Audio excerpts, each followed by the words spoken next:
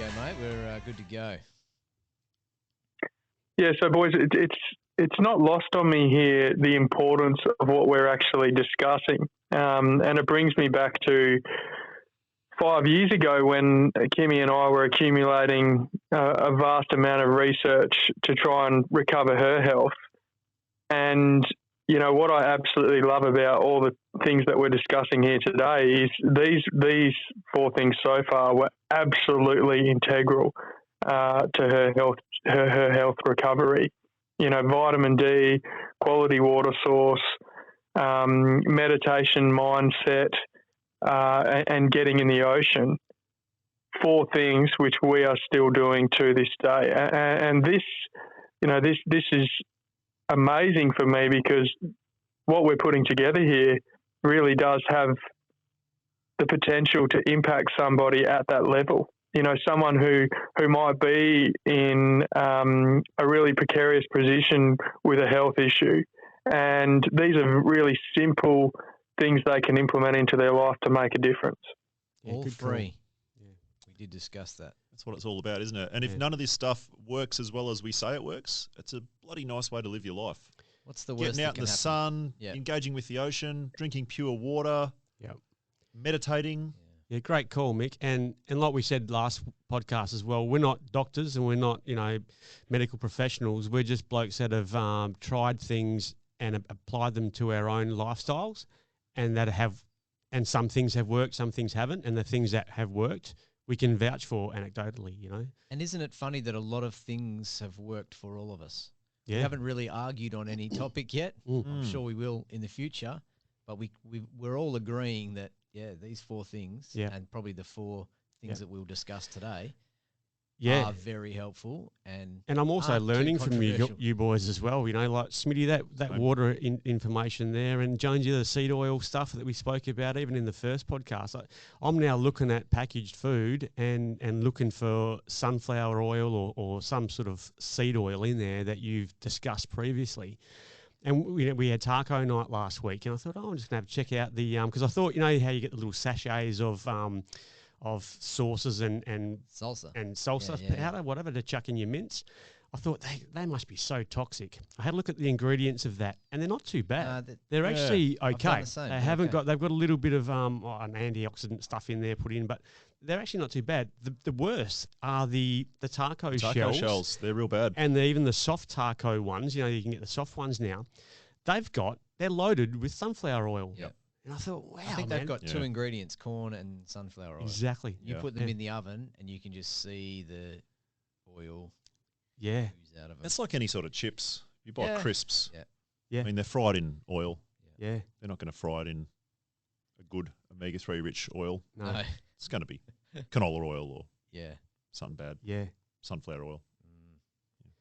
So we're continuing the president. Been the president of the world. President of the world. And one more thing that you would initiate with the public that were all welcoming to your suggestions. What would you hit them with, Jonesy? Difficult to police, I suppose. How am I going to control my population to make sure they do these things? You're going to motivate them through telling them how good it is. Well, look at the last 2 years, mate. Controlling the population's been not too hard. It's true. A couple of little mandates. Yeah. My one would be movement. And I know that's a broad topic. And it's interesting that it sort of came up in a few there. I know Mikey talked about using movement and going on a run as a meditative practice, clearing his mind. I think that's one of the many benefits of movement. But the three sort of topics or three encompassing things of movement, I've sort of structured around the ancestral man and what they would have done back in the day, and sort of to apply it in a modern context. So 3 movement practices that I do weekly, almost daily, is lift, sprint, and move. I know move is one of them, but so lifting, ancestral man, they're building their shelters, they're hunting, they're killing their 60, 70 kilo beast, carrying it on their back. So they needed to be strong and they needed to lift heavy things. it supports muscle development, decreases aging, but sort of brief, intense exercise involving sort of functional full body movements, compound movements, I would try and get people to introduce. You don't have to go to the gym to do that. And I think but the modern context is that's what the gym is designed for. We can't just pick up big rocks and build our shelters anymore, but we need that aspect. So the gym is useful. I think you need it. You can use it. So picking up sort of heavy things off the ground, deadlift, squat, bench press. But you don't have to do that. You can do body weight stuff, squat, body weight squat, chin-ups, push-ups, anything like that. It is all really good, but sort of brief, intense exercise. Doesn't have to be too long, because too long and too often is bad. Yeah. Breaks your body down. You get injured. You're oversympathetic. So go hard, go heavy, and rest would be my lifting one. You don't want to be in that sort of Goldilocks zone of going to the gym every day, doing something where we're lifting a weight 3 sets for 10, to get good-looking guns or a huge chest.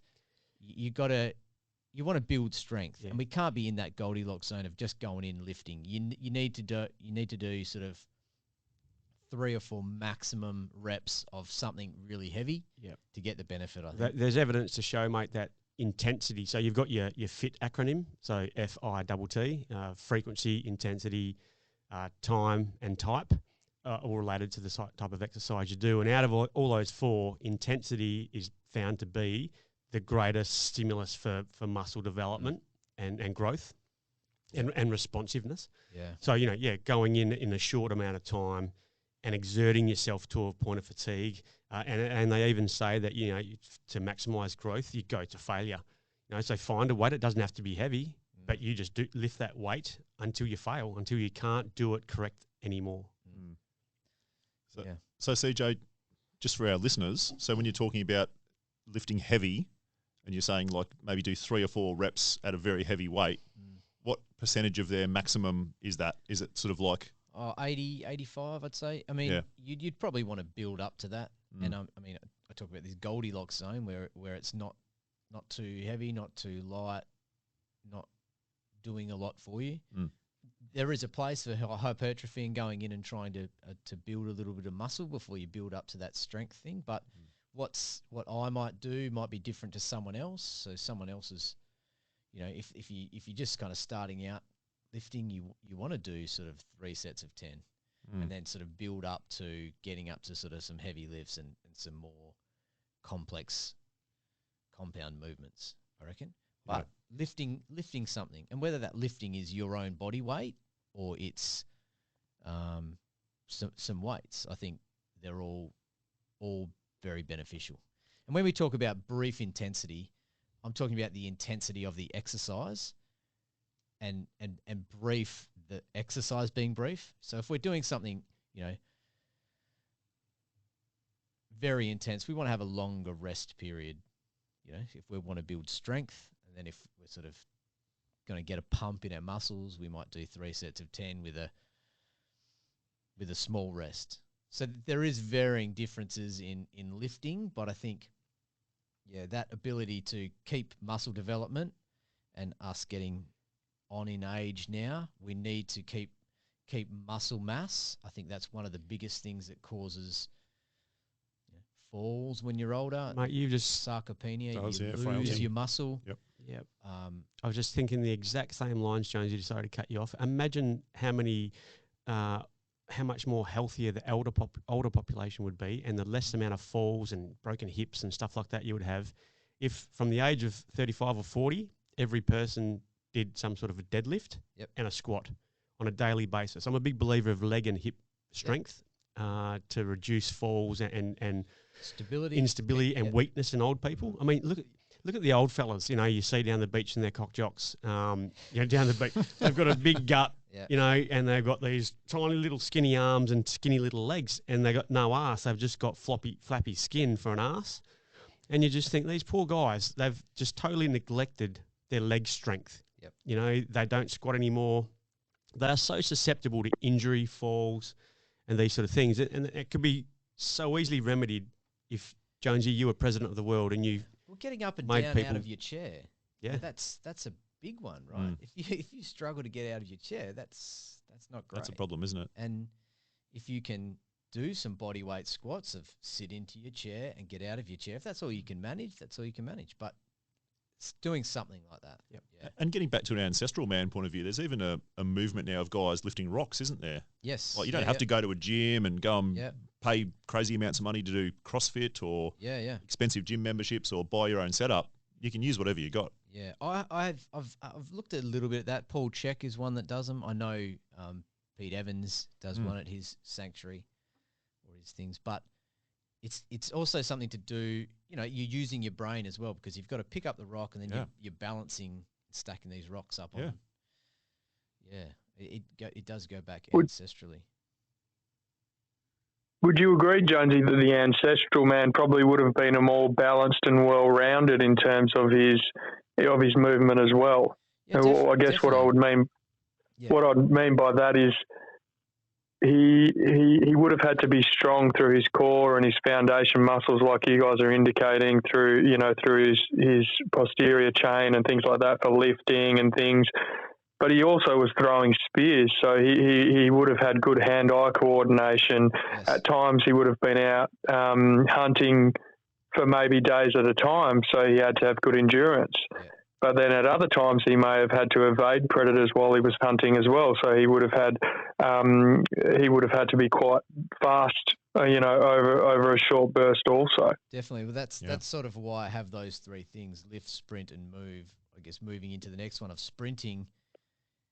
Sprinting away from danger or to catch food is sort of the optimal expression of our genes, I think.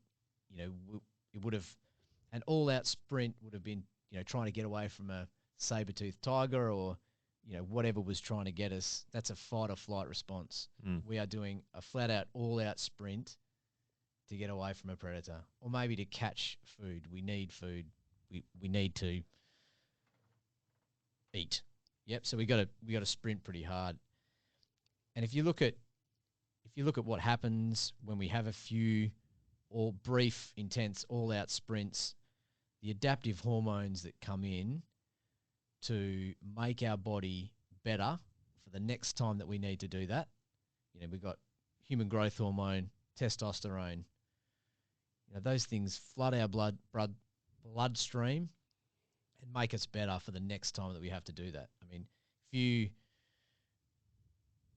your body is utilizing all the resources it has at that point in time to get away from danger. So a sprinting once a week, 7 to 10 days, I reckon, would help a lot of people.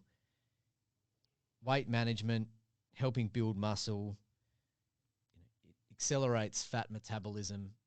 How many overweight sprinters do you see? Oh, have a look at sprinters' bodies at the Olympics. Oh. They look amazing. It's the best physique out of all the disciplines, out of everything, really, isn't it? Yeah, they're strong in the shoulders and the back. Yeah. Great big fat asses because their glutes are really strong. Power, Yeah, just powerful And athletes. Explosive. They're built. I mean, that's how we were designed to be. Yes. Agree. Yeah. Like a sprinter, Yeah. really. Yep. And don't get me wrong, like Mickey was saying, I think people would have needed back then to move over long periods of time. Walk 5, 10, 20 kilometres a day. We need to get to our hunting spot. We're going to walk slowly over that time. And then we're going to have brief sprints. We've got to lift and then carry that carcass back to where we live. That we need that lifting. So, yeah. The other one would be sort of movement, sort of often at a slow pace, when you're walking, playing, a slight jog.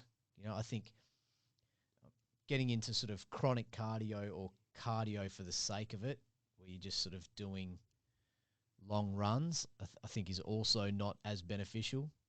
But it definitely has some place of a low level intensity. That enhances fat metabolism, cardiovascular function, brain development, stress management, like Mikey was talking about before. It's a meditative practice. Going out for a run, putting your shoes on and your barefoot shoes, obviously. That could have been one of my topics too. Well, that's barefoot mine. Shoes. So you got that if one I can down? go after you, yeah. because that would lead Oh, that's perfectly into that's a mine. great I'll wait lead-in. till you finish Yeah. though. Well, yeah, I'm probably nearly done. I've had enough time talking about this, but one of the suggestions for me would be to move more in general. So, and I know this number of, every watch these days counts your steps, and I know 10,000 steps a day is an arbitrary number, right? But it's something to aim for. I don't know who came up with it. I think it was a Japanese study came up with 10,000 steps a day was the ultimate number we should do based on ancestrally what we would have done back in the day. But whether you get sort of 5, 8, well, 5's probably too low, 8 to 10 to 12,000 a day, if you're aiming for that, I think it's something to aim for. And if you're sitting at your desk all day and you get an hour lunch break, you can get out and go for a walk during your lunch break. Pick up your lunch down the road if you need to, walk back.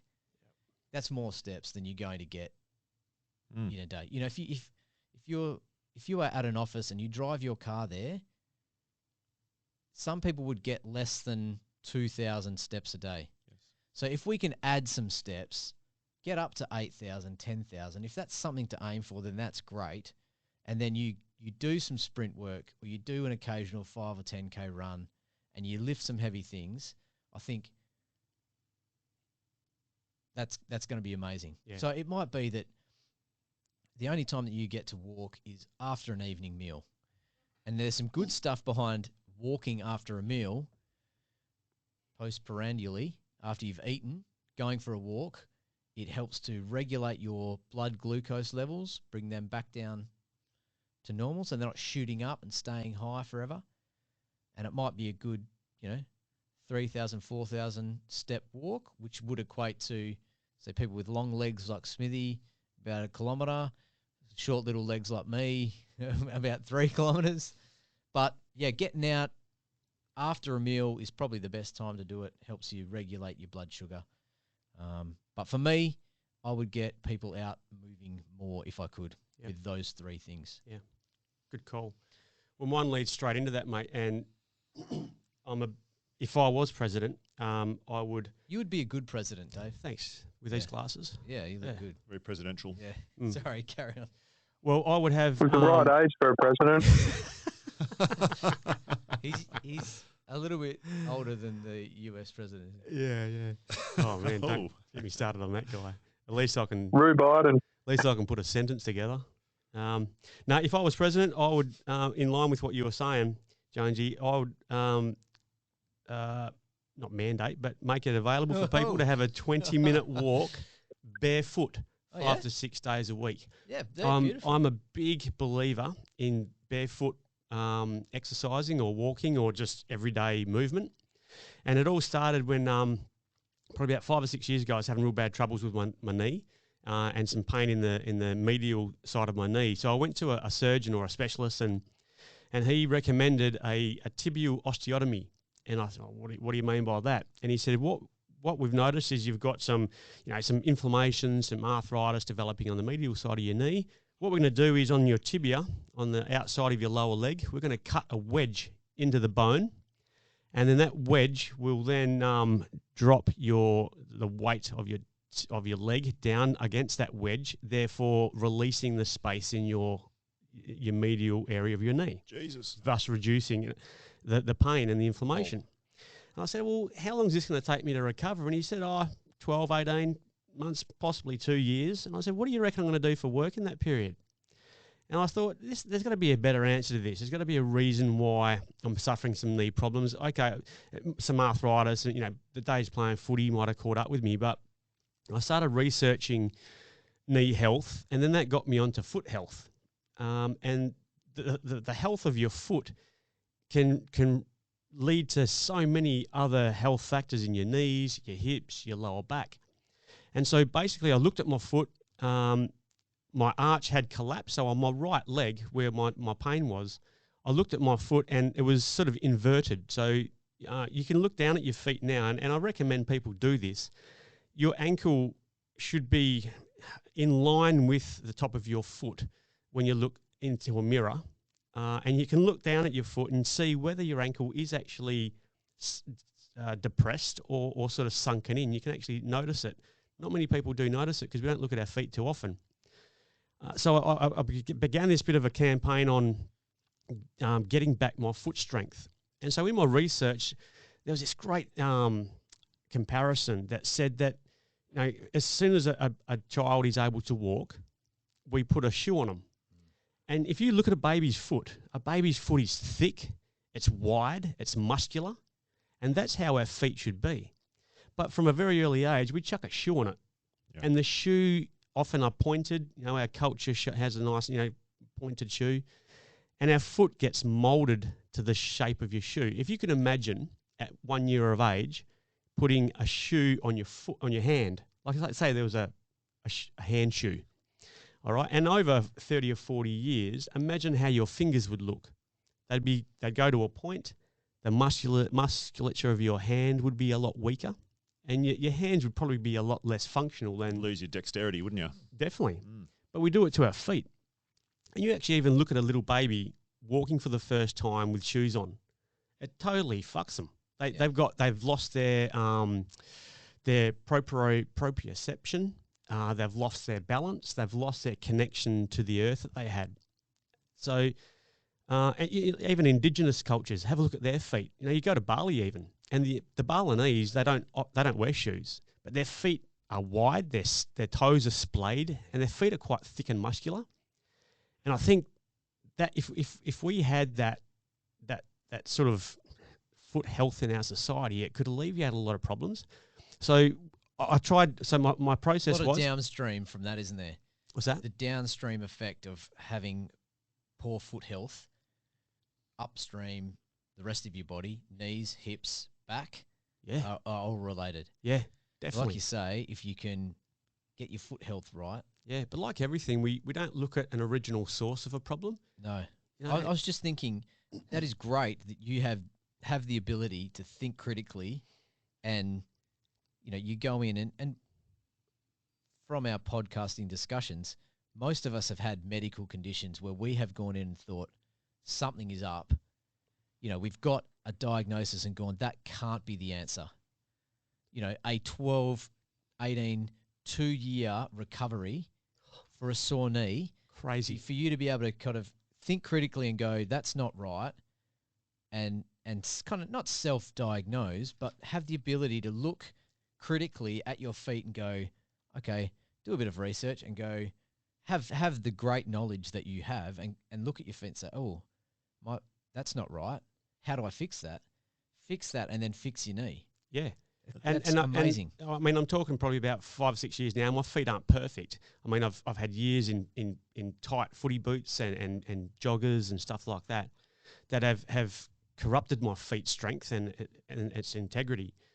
So now I wear Vibrams, the foot gloves. I don't wear sneakers anymore. At the start of this process, I threw my sneakers out.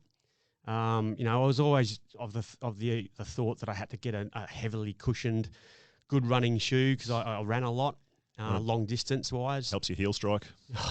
Yeah, and I tell you, you try running, and I'd encourage people to try this. Go down to the park and run on the grass in bare feet, and it feels unreal.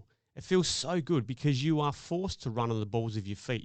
You're forced to use that awesome that piston of the calf and Achilles structure there. It's a shock absorber, isn't it? Yeah, to bound you across. And, as soon as you chuck your sneakers on, the heel strike happens and you got all problems associated with that. If you look at a heel strike, you are landing with the full force of your body going through a straight leg. A straight leg. Yeah. And if you are running on the ball of your foot, you're using 26 ligaments in your feet. Yeah. The natural arch that evolution has given us. Yep. The natural arch, the Achilles tendon and the calf as a shock absorber. Yeah. Yeah. You don't need a thick Hoka one. Have you seen those ones? Oh, they're pretty big in the running world. Mickey Mack would have seen them. They're about a 10 centimeter heel of softness. You've lost all. They're like a surfboard. It's crazy. It's a movement away from how our biomechanics is supposed to be. Yep. And using this I don't know, device, this shoe, to basically take us away from what we're meant to do. Yeah. And then we wonder why runners get sore lower backs, bad knees, Yeah, etc. And I don't advocate running long distances in those Vibram, the foot gloves, because it can get quite sore on your feet running long distance. So most of my running now is short, sharp stuff on grass, and I do it either barefoot or in my Vibrams. Yeah. I also every night. The Vivos are good. Vivo barefoot ones. That's are my good. next point. So Yeah, my going out shoes are Vivo barefoots. Oh, yeah. And so for anyone that doesn't know those shoes, they are shoes with a wide toe box. So the shoe pretty much is more narrower at the heel, and it flares out at the toe. So you've now got a lot of room there for your toes to spread out and be naturally placed, as opposed to the shoe going into a point. And if we look at ancestral man, I think they only wore shoes for climate. So they wore shoes in winter, and they often were the bottom of it was the animal's leather, and the top of it was the fur to keep their feet warm. But most often, like his feet the bottom of his feet would have been hard and quite callous, the skin. So Can you imagine? So he would have been able to walk on any sort of terrain. Yeah. And his feet would have been muscular, and able to adapt to running and sprinting quite quickly. So that's what I would do. And there's every night I'll probably just sit down in front of the telly for a little bit and watch something on Netflix, and I'll roll with the foam roller. But during that time, and it's probably about an hour every night, I have toe spreaders. And these sound really weird, and my kids laugh at me, but they're a silicone thing. You can buy them on eBay for $7 or something like that, and they just silicone it fits in between the gaps of your toes. Spreads the gap. Spreads the gap in your toes. Helps you put your nail polish on your toes. That's right. Yeah. Very similar to that, mate. Yeah, very similar. Yeah. But and that's supposedly over time supposed to help correct that narrowing of the toes. And you've got this, and Jonesy, you mentioned the foot arch. That my remediation in my knee problem was also helped by strengthening my foot arch. So I would do things like there's a towel crunch. You can just have a towel underneath your feet and crunch it with your toes. So you're crunching that towel underneath. Use the dragging, toes to drag it Almost back. like contracting your foot like a hand a little bit. Exactly. Yeah. Yeah. Like you're going to pick it up kind of thing. Is that what you mean? Yes. Yeah. Yep. There's things where you can lift all your toes up at once. And if you just do that now, if you lift all your toes up at once, you actually encourage that natural arch straight away. You can feel that, can't you? Yeah, I can feel that right now. Now, if you try putting your big toe and your little toe down at the same time while keeping all the other toes up, that massively works that arch in your foot. You can feel the muscle there. You can feel those muscles working. So even just little exercises like that, and you can Google foot health or foot strengthening exercises, and you'll get a plethora. There's so many things that you can do.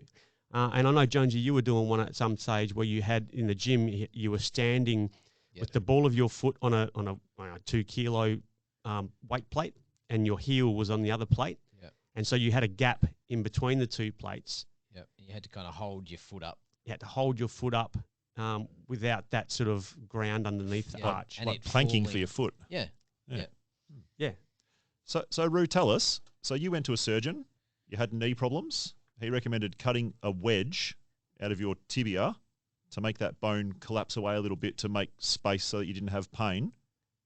You went a more natural approach. How's your knee? It's fine. And how long did it take to be fine? I reckon it took me the time that he predicted my recovery would be. Oh, it took a couple of years. I reckon it took me 18 months to really get some good strength. So you have a physical job. In that time, you managed to work? Yep. Didn't have to undergo a hospital procedure, anaesthesia, anything like that? No. Wow. Yeah. So again, going back to nature, going back to more ancestral technique of barefoot, looking after your foot health. Yeah. And it solved a problem that was a now, surgical problem before that. Now I love going barefoot. I walk my dog barefoot on the bitumen road, and that feels great. And that can lead into a discussion of grounding. And some people find this a bit of a woo-woo subject, and there is debate with the grounding thing. But I think someone told me actually on the Sunday Times over the weekend, there was an article in the Body and Soul section of the newspaper about foot grounding and the benefits of it. For those people that don't know, grounding is like the earthing contact, so with the earth basically, and contacting with the Earth's surface electrons, which is supposed to have some sort of beneficial effect in your in reducing inflammation, improving blood flow, and actually generating just greater well-being. So you're basically just becoming back in touch with the energy of the earth by going barefoot. Now, some people think that's a little bit wacky. I think it makes a lot of sense. Yeah. I think shoes are disconnecting you from the earth. Yep. Obviously, I wear shoes, but I also enjoy going around barefoot. But when your foot is directly touching the earth, there's something to that, isn't there? Like, the earth's getting struck by lightning millions of times every day. It has some sort of charge. Definitely. Yeah. Well, how good does it feel when you walk on the sand down the beach? Yeah. Or walk on some grass and just feel, you can sort of feel the energy from the ground in those sort of environments. I even feel like a bitumen road is not a natural environment, but the heat that generates and you know, the earth from the center of the earth has energy coming from within it. Surely it's got to escape somehow. And it puts you in touch with the elements too, doesn't it? I had a really, really amazing conversation with my young bloke last week regarding this exact topic, because since he was born, he has been obsessed with not wearing his shoes. And I think we've all probably gone through this with our little ones to some extent, but God knows what, I cannot get this kid to put shoes on. And he just loves running around and playing without his shoes. And a part of me really, really loves it, because the grounding thing is something I've been very conscious of. But when you're going out to dinner or something like that, things can be a little bit more complex.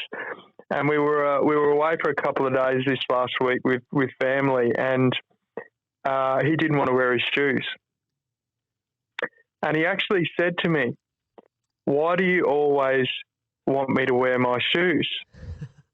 And for a 5-year-old kid, I allowed myself to sit in the question for a moment, and it really took me off guard. And I had to ask myself, why the bloody hell do I ask you to always wear your shoes? Like, you don't want to wear them. There are settings where, it's a necessity for you to wear them. But I had to think to myself, and the only offense I could come up with or the only defense I could come up with was offense. So I chose to say, "Mate, why don't you want to wear your shoes?"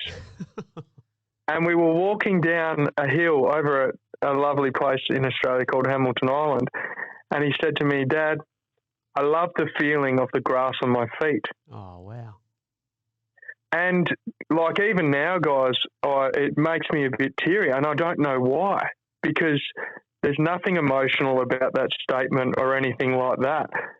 But I think what it is, it was just a young kid connecting with his environment, who's completely in tune with nature, with this grounding sensation that he must be experiencing. And he's just speaking from a purely connected position. He's unaffected by a lifetime of conditioning, like we're talking about, like you've indicated, Rue, in terms of, we wear runners because it does this and it does that, and now we're discussing the fact it probably actually doesn't. And here we have this very natural thing where this child is saying, I'm happy to walk on any surface, and the little bugger can. Yeah. He walks on rocks like I'm walking on grass, and I take my shoes off and walk on gravel, and I'm bloody hopping all over the place. And it was just I think it's a fantastic one. It really is. Yeah. Well, if you look at the Schumann resonance, which they say is the heartbeat of the Earth, is a radio frequency 7.83 hertz. Correct me if I'm wrong. But that's the same alpha theta brainwave frequency in the human brain. Yeah, right. So the resonance of the Earth, the radio frequency of the Earth is the same in our brain. So there's got to be something to it, right? Yeah. whether it is woo-woo or not, but you think about the things that you do, connection to the ocean, like Mikey was saying about his son, grounding your feet in the grass, there's something about it. Yeah.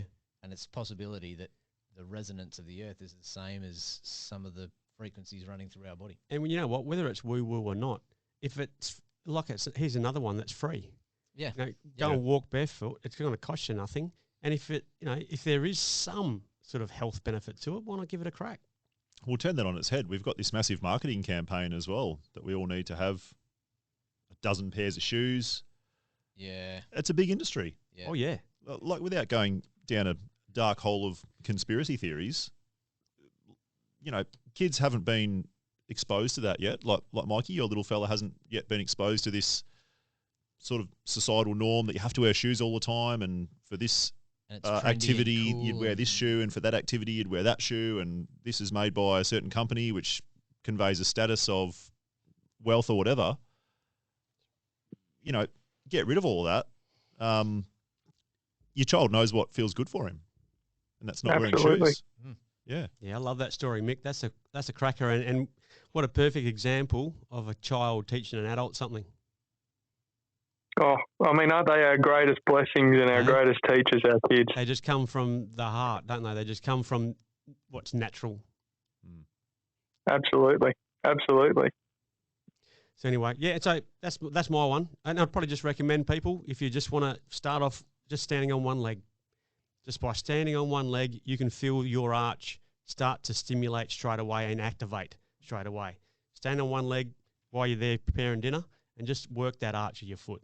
Strengthen your feet muscles and you'll see a lot of improvements in other areas. It's great Taking advice. off your shoes and walking around the park on the grass. Yeah. Get And barefoot. Mickey, you said And you build walk up on the to it. gravel, you're doing the dance like you're crossing a hot coals of fire or whatever.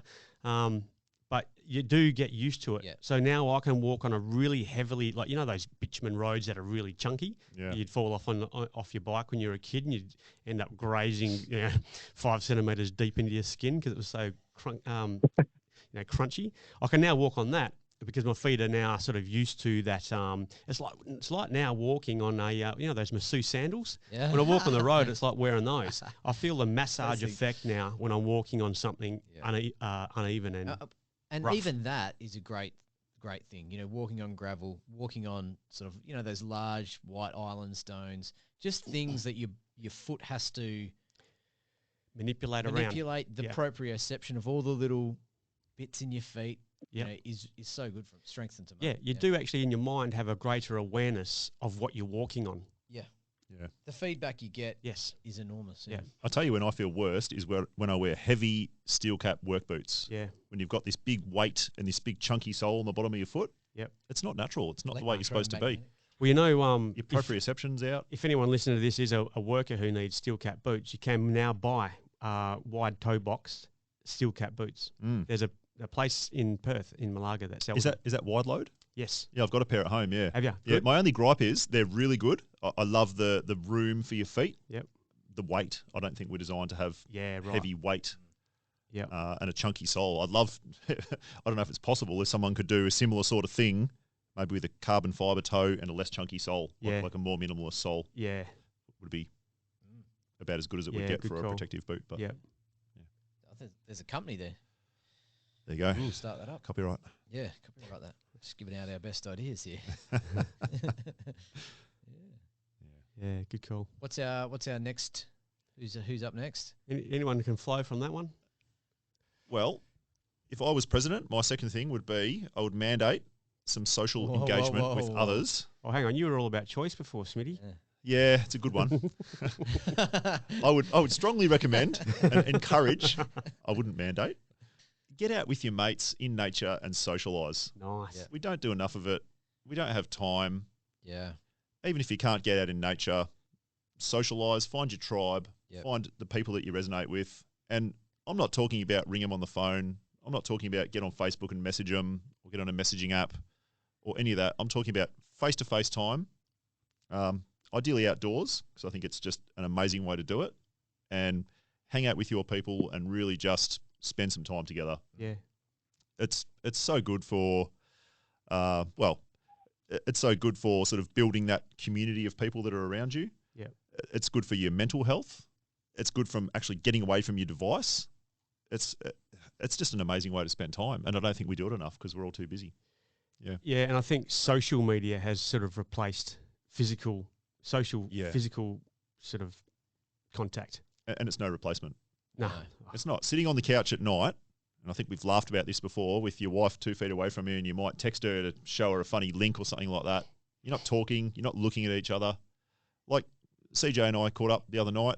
We had a fire outside, had a bonfire, sat around. The moon was out. We could see some stars, had a chat. My family was there. Just a nice way to spend a bit of time. Yeah. Yeah. Got a beautiful environment to do it in too, out in the bush. Or just anywhere Amazing. outdoors, I think is good. Go to the beach, go to a park. If you live in an urban environment, there'll probably still be a little patch of green somewhere. Maybe do it with your shoes off. Yeah. Maybe go and all bring a little plate of food or a snack and just enjoy each other's company and see what comes of it. I think tribe building and community is becoming lost a little bit with us as we move into this new era of technology and stuff like that. Yeah, definitely. Good call. And I feel like it's a really important aspect of, like, if we look at ancestral times and ancestral man, it was all about coming together as a group or as a community, and we would support each other. There would probably be communal sort of cooking, storytelling, maybe dance or celebration ceremony.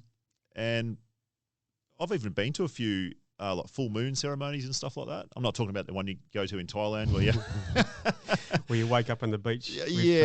No, not those ones that tend to go for 24 hours and can be quite taxing and quite energetic, but more like just getting outside, sort of keeping track of where the moon is. So you might have a full moon or you might have no moon, and just getting outside and having a bit of ceremony behind that, or using it as an excuse to have some sort of social event.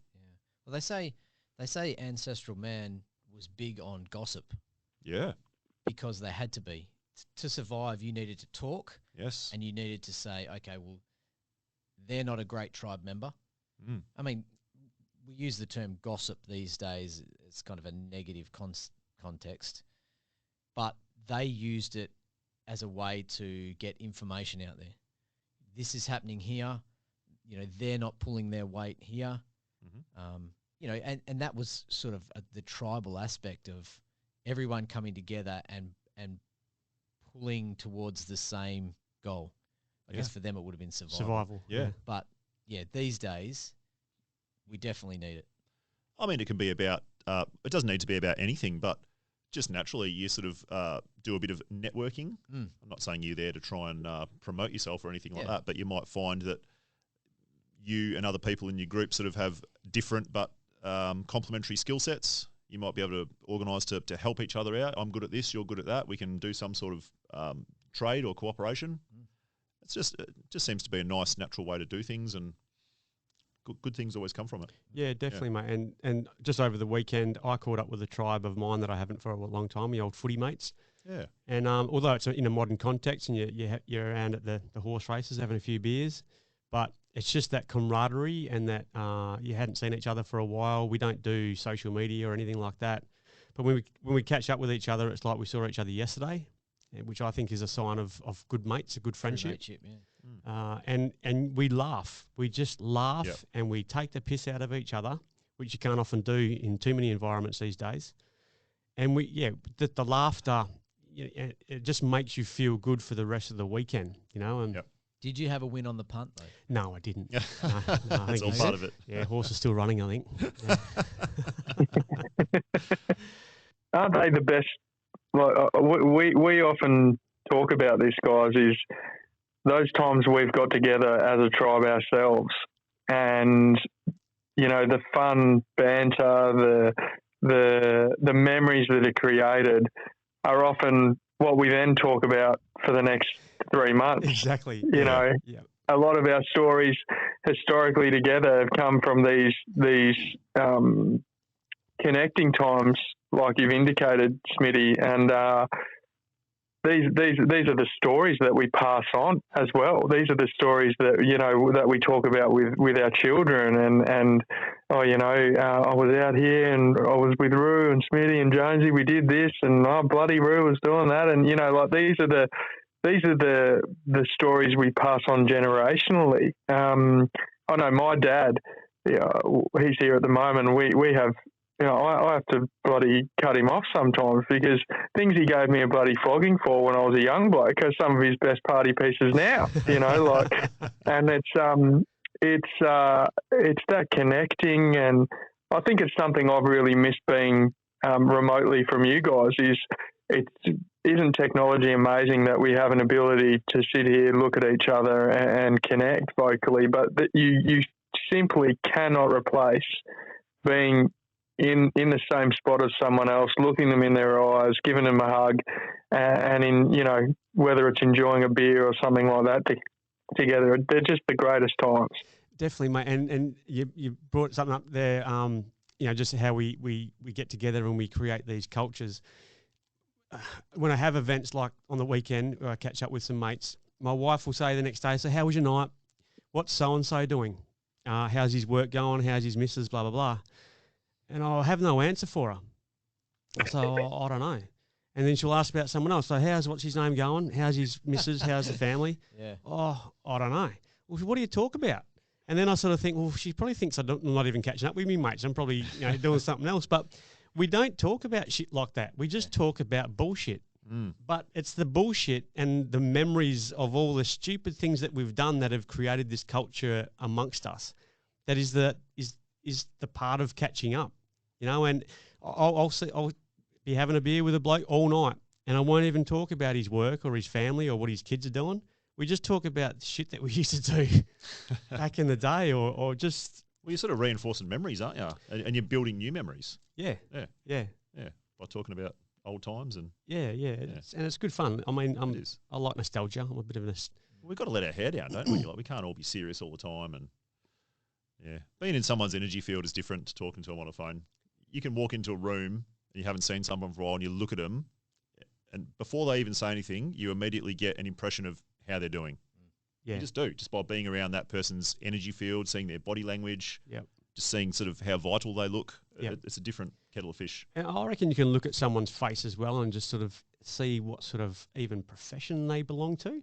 I reckon you can sort of pick a person that, and it just sounds a bit stupid, but a person that is like maybe in the care industry or teaching industry or their face just exudes this sort of like a more caring sort of look, not a harsh look. I sort of reckon you can sort of pick personalities by a person's face as well. Probably pick a politician or something.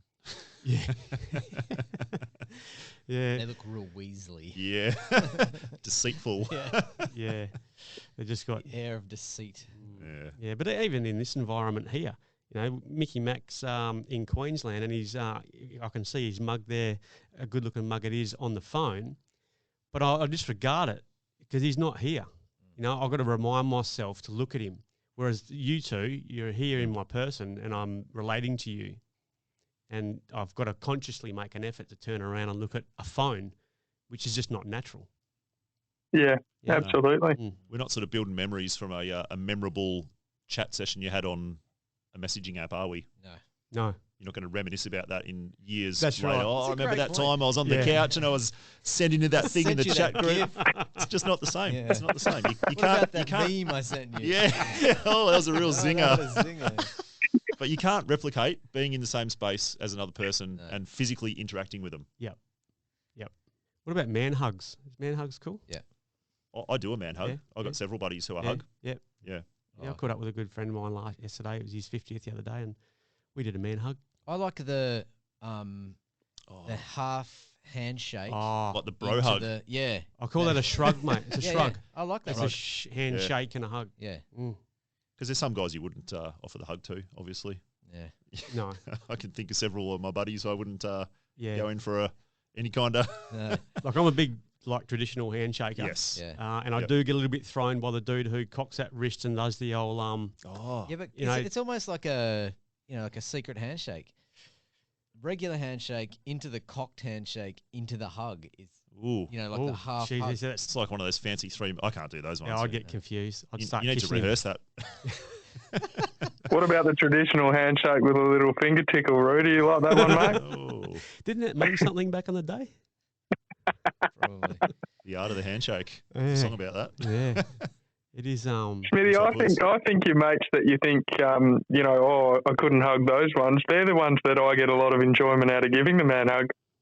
Well, next time you're in Perth, we're mates with some of those guys together. I'll look forward to Yeah, you witnessing hug them that. and see what happens. You go first, and I'll back you right up. You get away with it now, being Pride Month. You could probably get away with it. Yeah.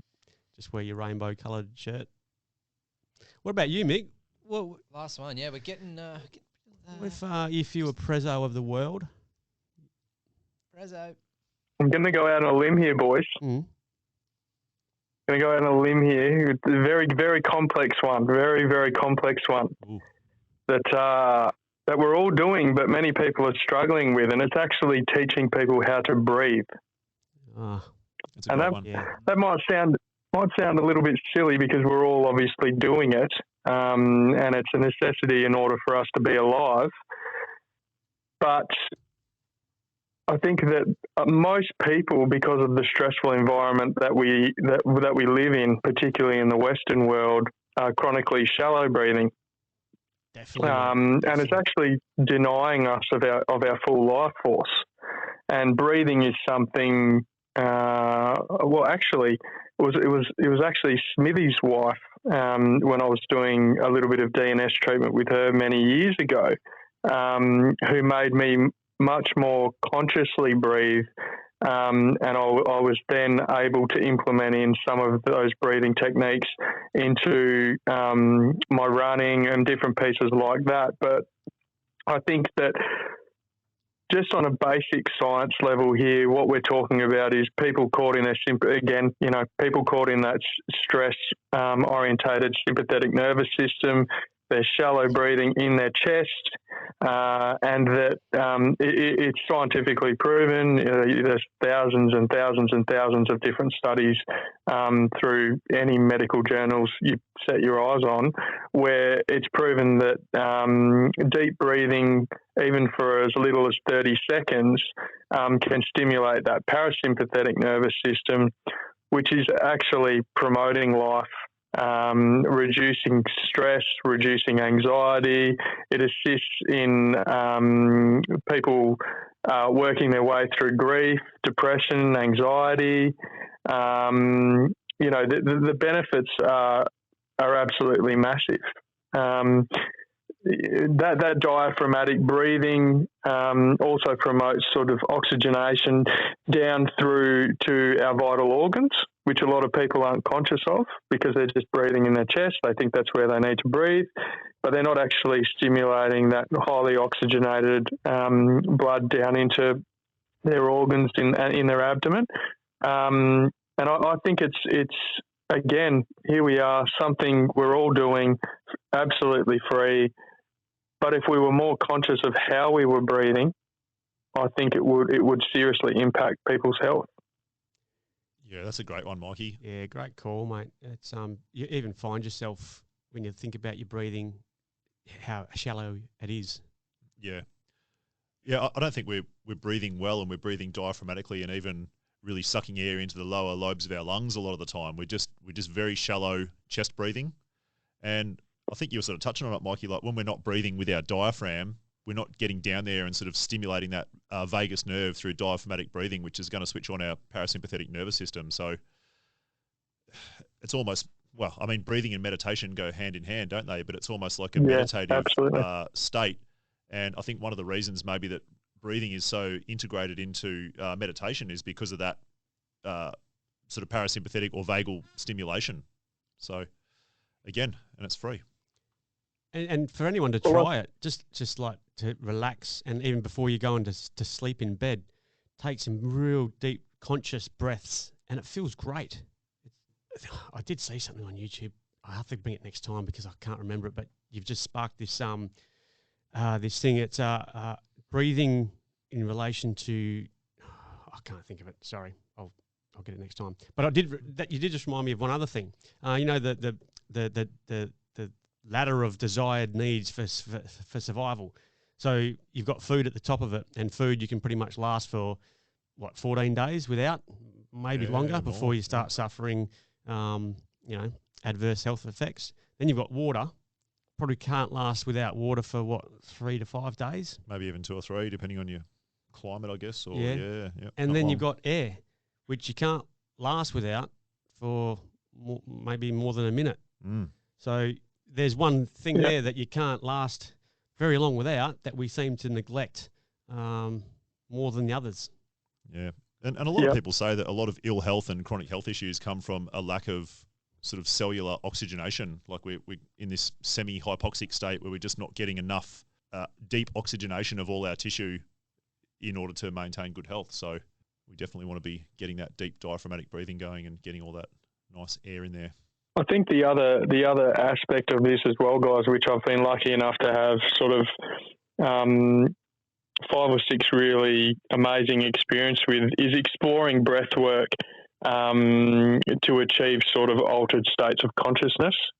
And it's becoming sort of a lot more popular these days, where people are experimenting with natural psychedelic